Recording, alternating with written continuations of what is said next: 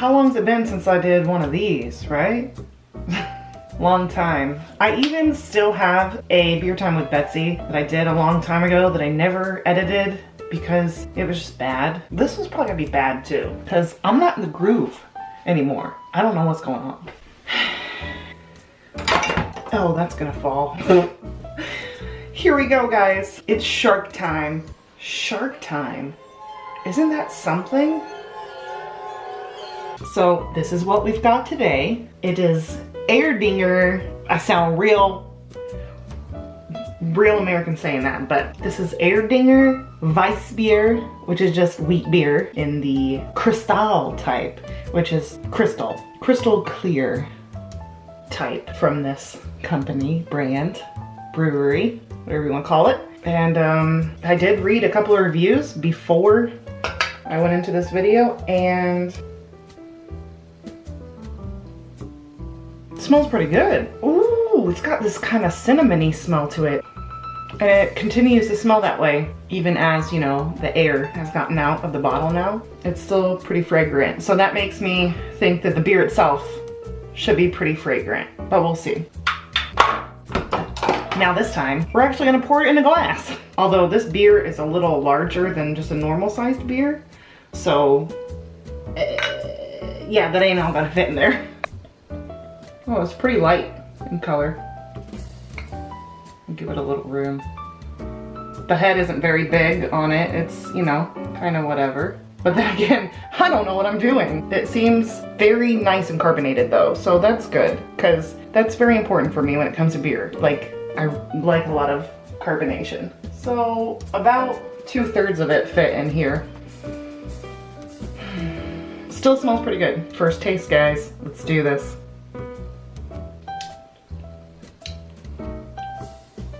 Very fruity-ish in a way. The fragrance that I smelled, I can taste it as well. So that's good. And very carbonated. Like, the carbonation's good. I don't know if it's important to other people. It's important to me. First impression is it's good. Other people just kind of rated it averagely. Like the average rating was like 3 or 3.3 but it didn't go anywhere near a 4. So it's got kind of like an average rating of just being, you know, kind of whatever. But I honestly think it's good. It does leave, I don't want to say film on my tongue, but it's almost like it leaves just the tiniest bit of a residue on like the back of my tongue. Not in a bad way. It's sort of like the bubbles are continuing to like hang on. That's what I feel. I don't know how to explain it. So I can't I can't tell the individual flavors. I'm trying to.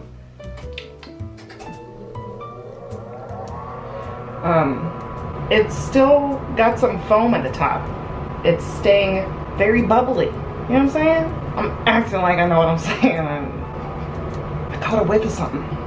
I don't know what I caught. I really hate when the friggin' furnace runs. Dang it!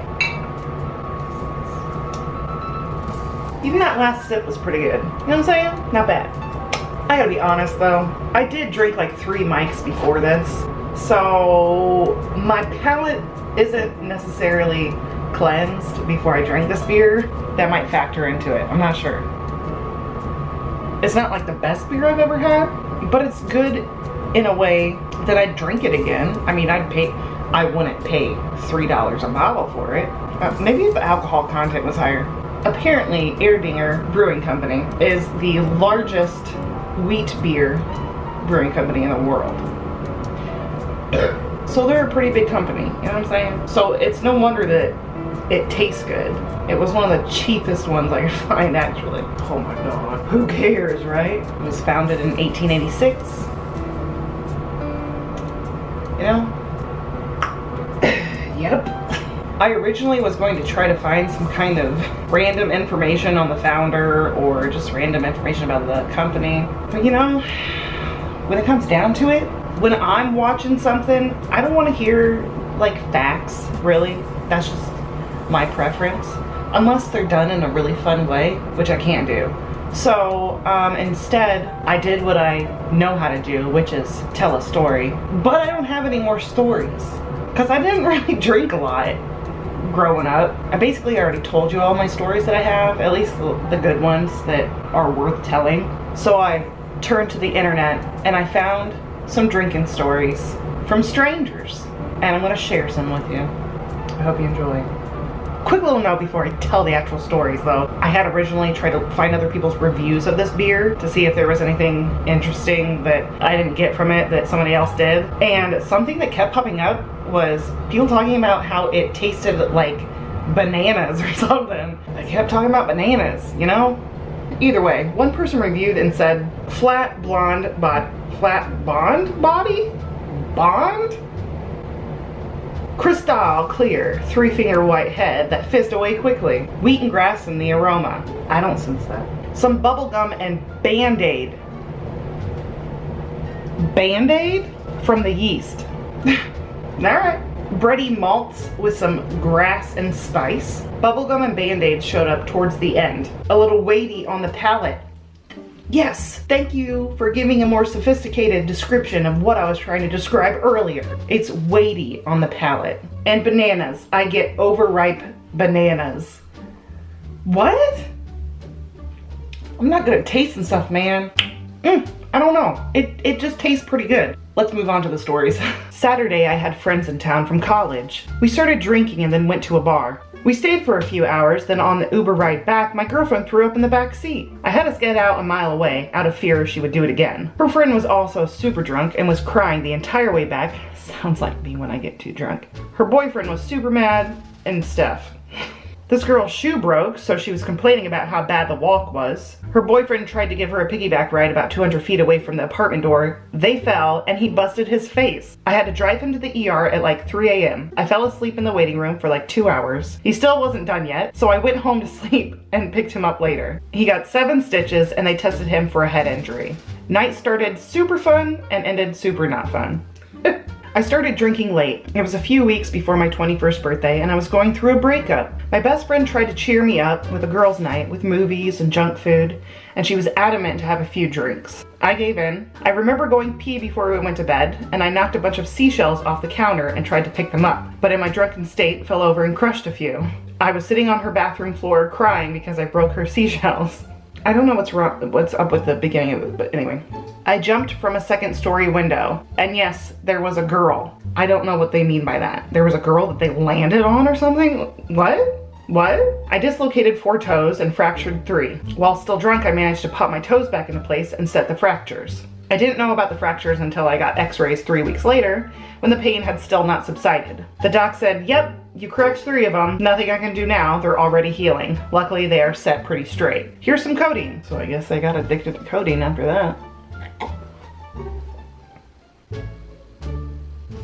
I spilled it all myself. I went on a teabagging rampage. I was at a Notre Dame tailgate and ran around putting my balls on everything I could find, including a passing limousine, a plate of pork chops sitting on a nearby table, dozens of other cars, trees, beers, and the bald head of an old man passed out in a chair. His wife insisted I do it and took pictures. Somewhere in Indiana, there's an old lady with pictures of my nuts on her husband's head. This one time, I got so drunk that apparently I told a girl who was pregnant, "You're not pregnant, you're a liar," and then pushed her.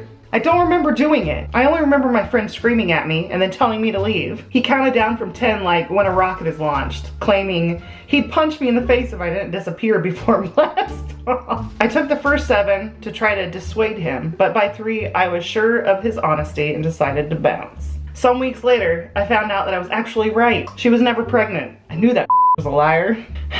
I was facing a night by myself. I lived with my girlfriend, but she had to be up at 5 the next morning to drive to Chicago for school, a 4-hour drive. I work 3rd shift, so I'm usually up all night anyway, and I was off the next day, so I figured I'd have a few drinks. I put my girlfriend to bed and cracked open the first brew. I tipped back 9 or 10 beers in about 2 hours. In my poor judgment, I decided I wanted to get up early the next day to do some photography, but since I wasn't tired, I decided to take an ambient